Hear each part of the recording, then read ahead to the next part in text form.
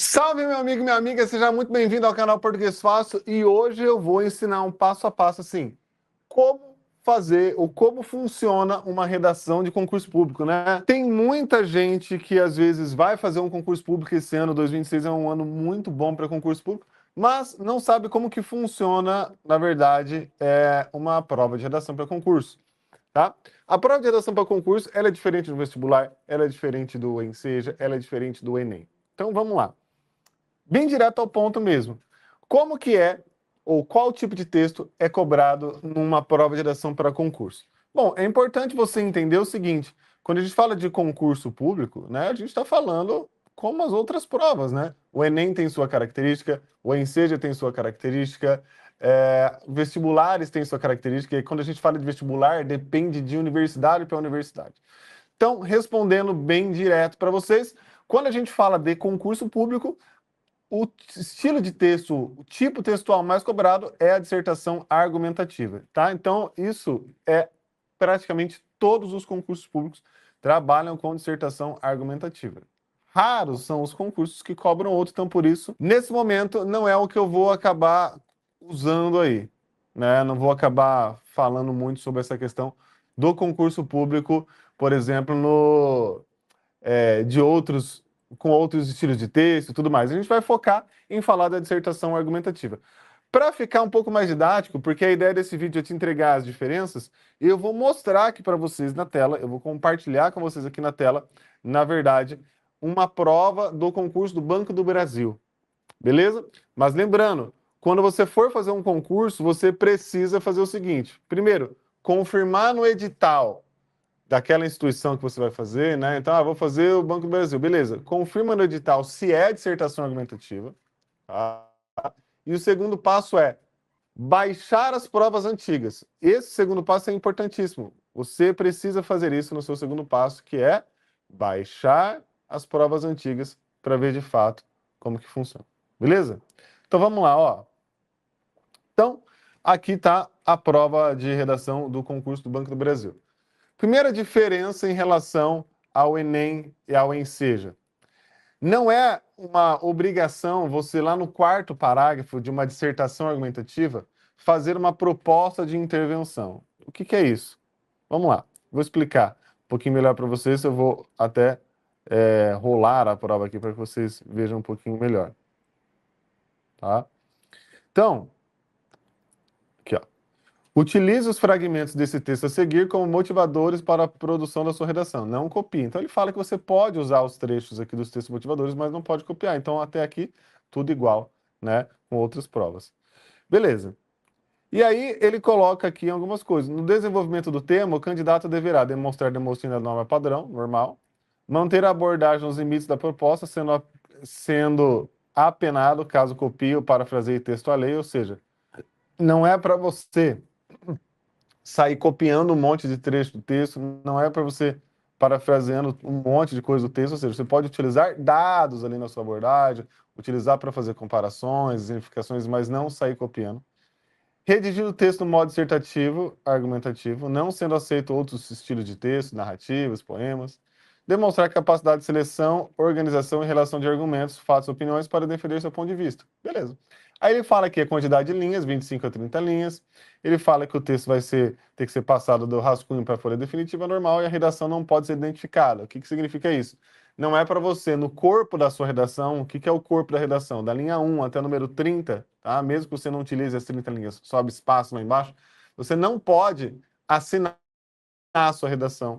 Você não pode escrever seu nome, você não pode usar outros sinais, por exemplo, eu vou colocar um asterisco aqui aleatório, vou colocar uma hashtag, a não ser que a não ser que tenha a ver com o texto. Por exemplo, durante certo ano foi comum o uso da hashtag fique em casa. Beleza, né? Aí tem um motivo você colocar aquela hashtag. Mas colocar símbolos do nada, isso zera a sua redação. Beleza? Então, essa é a proposta de redação. Veja, nada de diferente, né? Nada fora do habitual. Mas o que a gente tem que ficar ligado daí? Bom, a gente tem que ficar ligado com o seguinte. No Enem, no Enseja, você precisa, na conclusão, fazer uma proposta de intervenção. Quando eu falo conclusão, é o quarto parágrafo, né? Você tem a introdução, o desenvolvimento, a conclusão. Lá na conclusão, você precisa fazer uma proposta de intervenção. Isso não é uma obrigação do texto dissertativo argumentativo. A obrigação do texto dissertativo argumentativo é, primeiro parágrafo, fazer uma introdução que você precise contextualizar o tema, ou seja, primeira frase da sua introdução, mostrar qual é o texto, qual é o contexto motivador, ou seja, o que é o fator gerador desse tema. Se o tema está falando sobre violência no trânsito, tá? O que é que gera esse tema? Você vai começar a sua redação sempre mostrando qual é a motivação desse problema, beleza? Aí, no meio da sua introdução, obviamente, você precisa colocar essa frase temática. Então, por exemplo, no caso do Banco do Brasil, né, o tema ali é privacidade digital. Eu não tenho nada a esconder.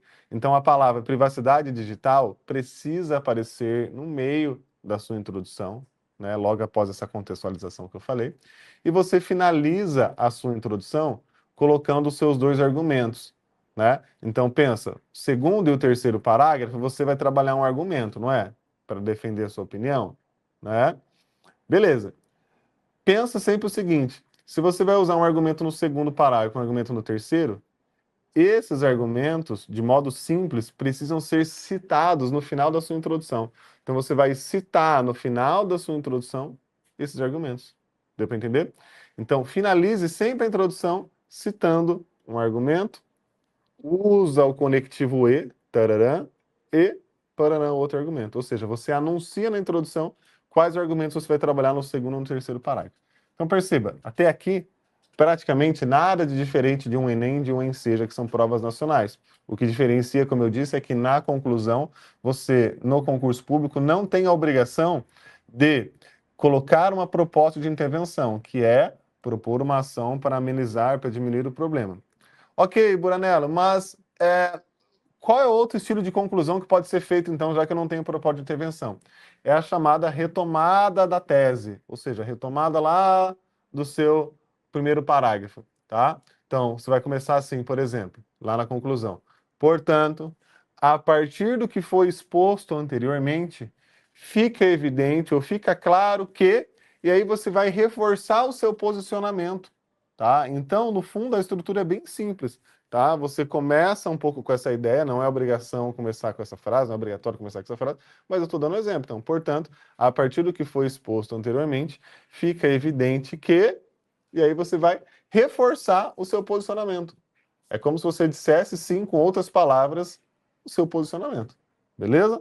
Agora, se for uma proposta de intervenção, você vai colocar, portanto, a fim de amenizar esse problema, ou seja, portanto, a fim de que a privacidade digital de fato seja alcançada no Brasil, respeitando os limites de cada usuário, é preciso que, e aí você vai colocar o que o governo deve fazer, ou o que tal instituição deve fazer, você vai colocar uma ação para isso, beleza? Então, essa parada do último parágrafo é a única parte que vai trazer um pouco de diferença para você. O resto, a estrutura da redação em si, é muito parecida, tá?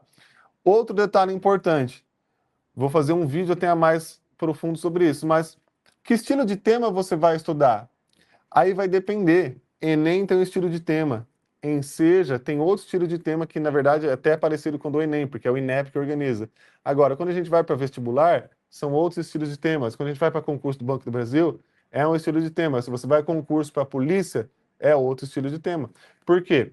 Porque, principalmente quando no universo dos concursos públicos, os temas vão estar muito relacionados a, ao serviço do concurso. Então, por exemplo, aqui está falando de privacidade digital, né?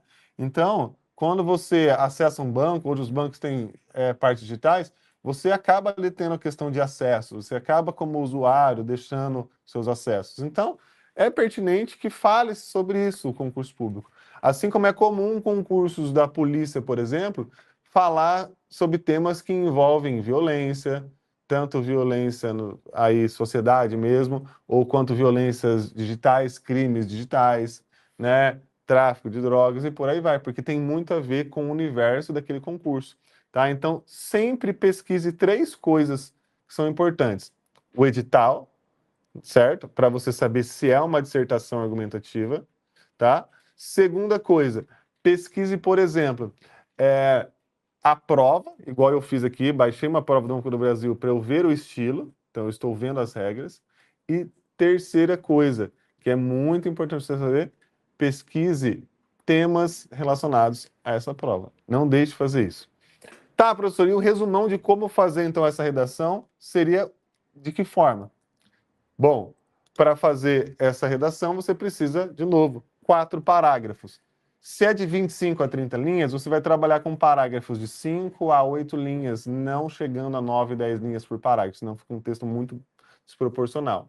Trabalhe com 4 parágrafos. A introdução, como eu disse, a sua introdução tem que ter 3 momentos, ou seja, o primeiro parágrafo precisa ter 3 momentos, que é a contextualização, que é a apresentação de fato do tema, que você usa as palavras-chave do tema, e fecha a sua introdução mostrando aí os seus 2 argumentos. O primeiro argumento é o que você vai trabalhar no segundo parágrafo, tá? E o segundo argumento que você vai trabalhar no terceiro parágrafo.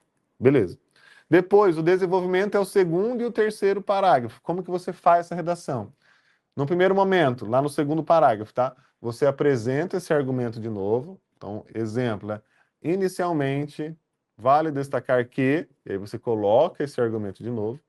Depois que você colocou esse argumento, você vai justificar ele, ou seja, aqui é chamado de embasamento teórico, ou seja, você vai olhar o seu argumento e você vai explicar, dar exemplos, ou colocar dados, ou colocar contextos históricos, ou colocar notícias que fundamentem o seu argumento, tá?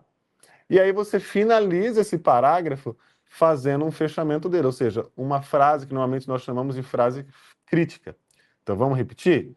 O desenvolvimento, que é o segundo ou terceiro parágrafo, ele tem 3 partes, esse segundo e esse terceiro parágrafo. Tá? Quais são essas 3 partes? Primeiro você coloca o argumento, depois você sustenta esse argumento, tá? Citando alguma lei, citando uma notícia, citando algum exemplo que sustente esse argumento, e você fecha fazendo uma análise crítica do que você comentou, beleza?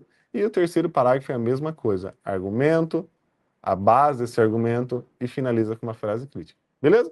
E depois é o último parágrafo. O último parágrafo, eu já comentei nesse vídeo aqui que você pode seguir tanto com a retomada da tese, portanto, a partir do que foi exposto e tudo mais, ou você pode partir para parte da ação mesmo, da proposta de intervenção. Fechado? Deu para entender? Estamos juntos?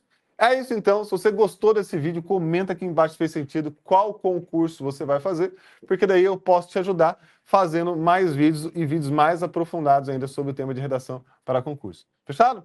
Beijos e abraços, tamo juntos, até o próximo vídeo, tchau, tchau, tchau, tchau, tchau, valeu!